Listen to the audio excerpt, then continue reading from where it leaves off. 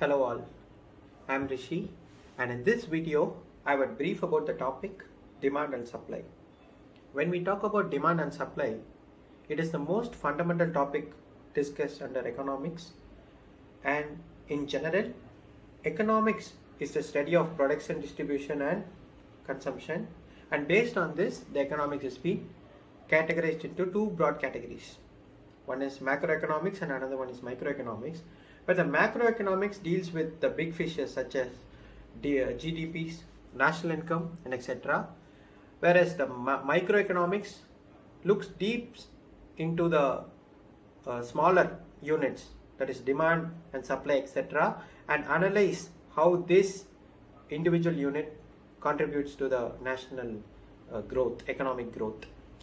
So in this video we will cover the concept of demand and supply, what is demand relationship and supply relationship, time and supply, the interrelationship between the demand and supply, and the point of equilibrium, disequilibrium, and how this demand and supply can be represented graphically, and some illustrations too.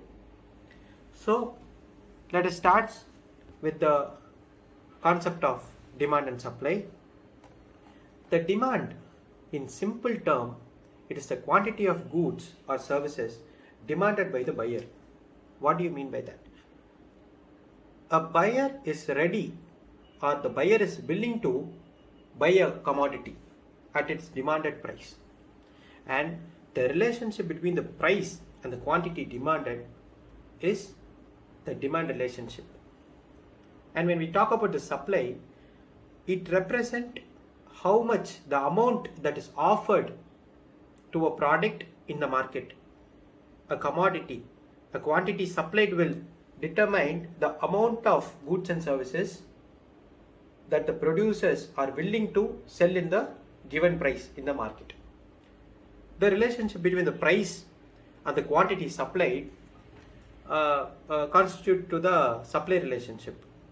So these are two typical topics which contributes to the national growth, and knowing the behavior of such topics detailedly will help us to analyze how the market or how the economy works.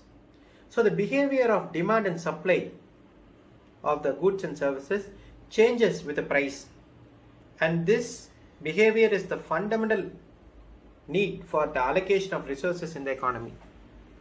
So in order to know each behavior, let us look into demand and supply in detail. When we talk about the demand, a law which teaches how the concept of demand work. The law of demand states that in spite of not considering any other factors in the economy, higher the price of the commodity will lessen the people who are buying it. In simple term, the higher the price, the lower the quantity demanded. This can be understood by the personal illustration, like think I'm a coffee lover and blue Takoi coffee is my favorite one, and meanwhile its prices keep on rising, and in a point it rises to the moon where I couldn't afford it. Ultimately I would go for another brand of coffee which I could afford it. So that is not only ideology of me, but also every consumer in the society will look for a product which is affordable and useful, which can fulfill his or her needs. So the higher the price, lower the quantity demanded. Just look down the figure. This is the graphical representation of law of demand, where the demand curve is downward sloping. It is totally from the consumer's point of view, where a consumer will only go for a product which he could buy, which he could afford it. So the x-axis represent the quantity and the y-axis represent the price, and there are three stages of prices, P1, P2 and P3, and three stages of quantity, P1, Q1, Q2 and Q3, where the price is at boom in P1 price level, the quantity is being lessened, and in the price level 3, when the price is low, the quantity demanded will be increasing. So this is a simple way which we can understand the law of demand.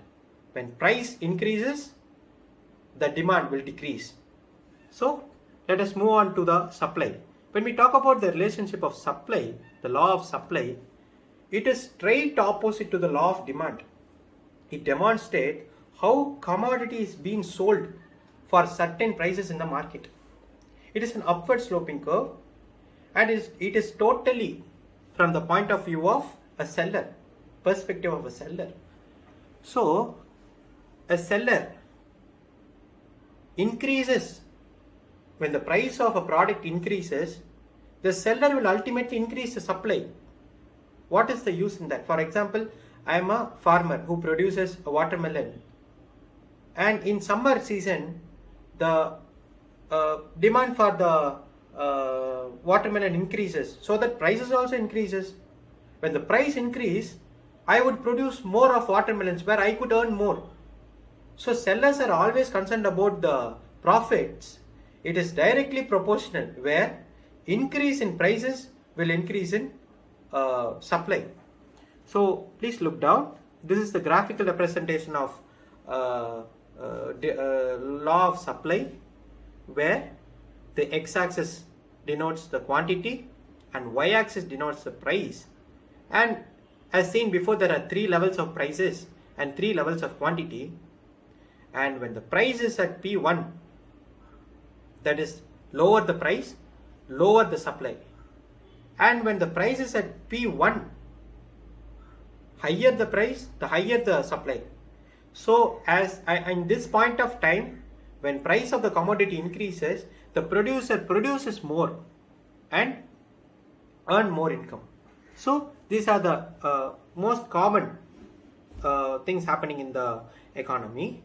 So we have discussed demand and supply as individual units, but in a market, demand and supply are interrelated to each other, in the sense both are differentiated in many aspects, but they are just being common in the price level. The price, the variation in price is the common object in both demand and supply.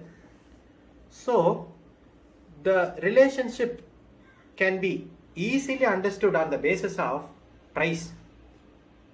So let us look into a graphical representation and learn it easily.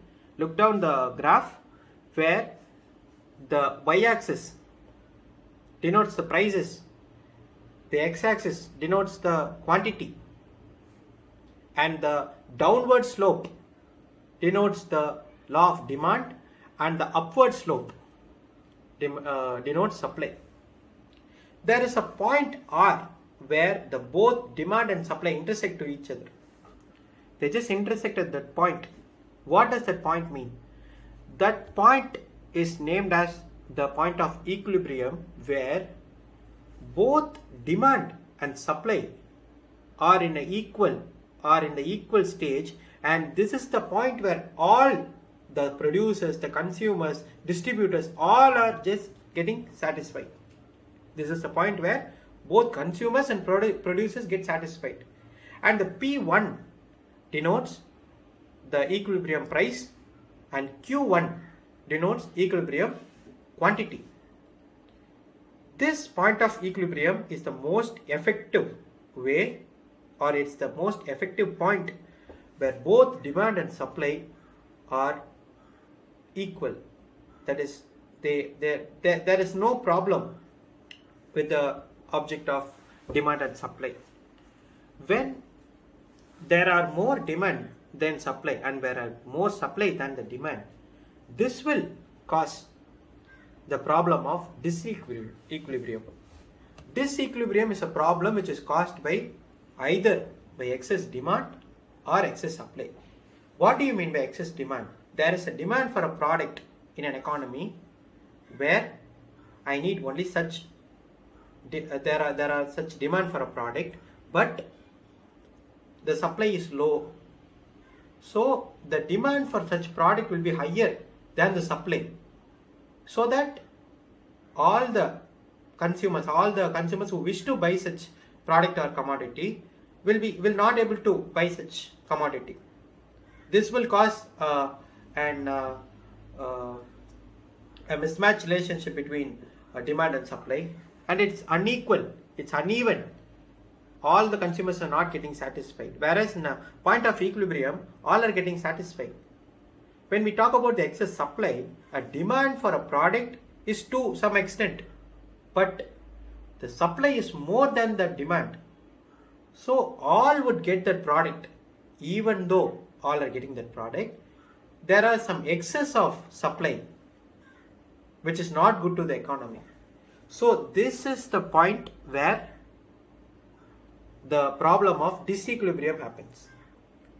So disequilibrium at the time of excess demand can be represented graphically. Please look down, where the demand is more than the supply, and in second stage the excess of supply can be represented in a below way graphically, where the supply is more than the demand.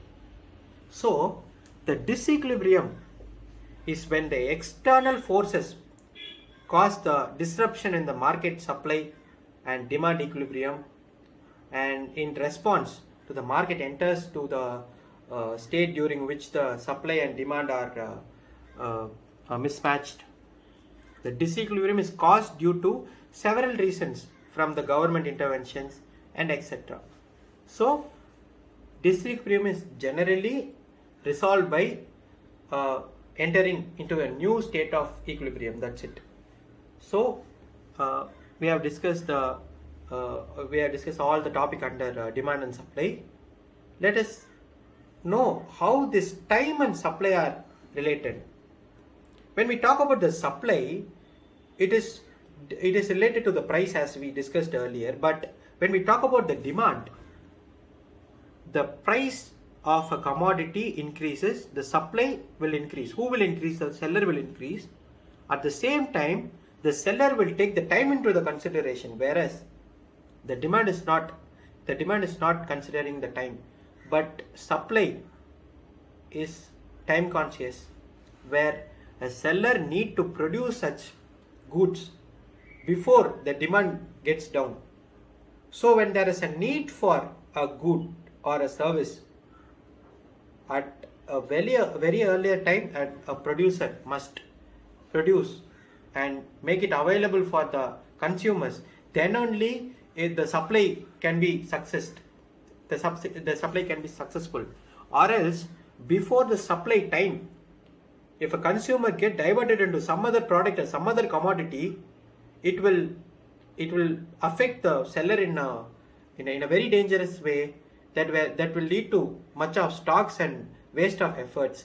So this is how time and supply are related. Time and supply is totally time conscious, and in order to supply a product or service in a place, the seller or the promoter must be very conscious about the time. So we have discussed about the demand and supply in detail, and my team comrade Gokul Priya will explain about, she will give a numerical illustration how these demand and supply are interrelated. So thank you. Have a good day.